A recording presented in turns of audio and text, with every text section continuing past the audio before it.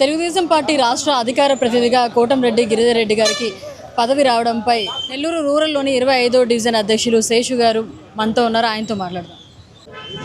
Seshu sir, చెప్పండి, కొత్తగా ఈ తెలుగుదేశం పార్టీ రాష్ట్ర అధికార ప్రతినిధిగా బాధ్యత రావడం ఎలా అనిపిస్తుంది సార్?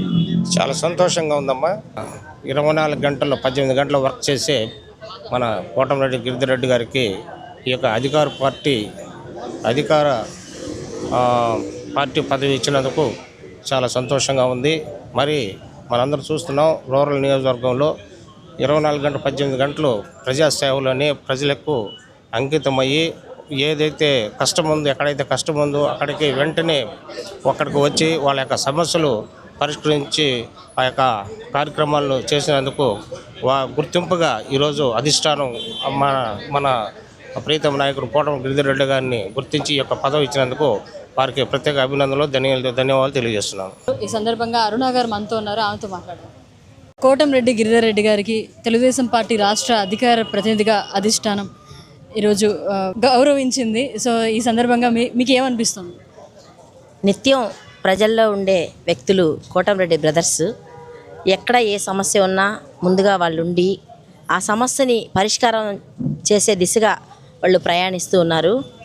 అధిష్టానం ఈరోజు వాళ్ళని గుర్తించి ఈ రాష్ట్ర అధికార ప్రతినిధిగా అతి తక్కువ కాలంలో మా గిరన్నకి ఈ యొక్క పదవి రావడం మా రూరల్ ప్రజలు చేసుకున్న అదృష్టంగా భావిస్తున్నాం.